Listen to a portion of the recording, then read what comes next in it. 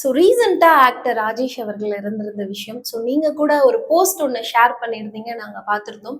So அவருடைய நினைவுகள் பத்தி சொல்லுங்க. அவர் கூட இருந்த அந்த எக்ஸ்பீரியன்ஸ் பத்தி ஷேர் பண்ணுங்க. ராஜேஷ் அங்கிள் வந்து எனக்கு அப்பா மாதிரி, அப்பா தான்.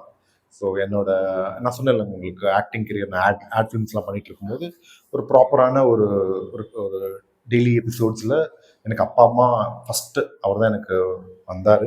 நான் ரொம்ப பிளெஸ்ட். ஸோ அவர் பார்த்தோன்னே என்னை பார்த்து கூப்பிட்டது வந்து ரிஷி கபூர் தான் கூப்பிட்டாரு என்ன. ரிஷின்னு கூப்பிட்றேன். என்னடா ரிஷி கபூர் கூப்பிட்றாருன்னா, அங்கிள் என்ன அங்கிள் அப்படின்னு.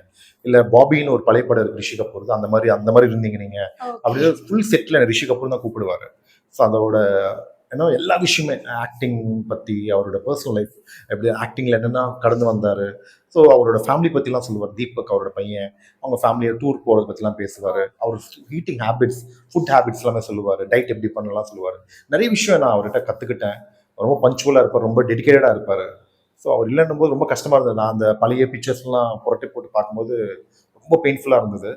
ஸோ இந்த நேரத்தில் அவர் இல்லை. இந்த நேரத்தில் அவங்க ஃபேமிலிக்கு நான் என்னோட கண்டோலன்ஸ் தெரிவிச்சுக்கிறேன். தீபக் அண்ட் எல்லாம் என்டையர் அவங்க ஃபேமிலி எல்லாருக்குமே. So feeling very bad and very upset for that. So sorry.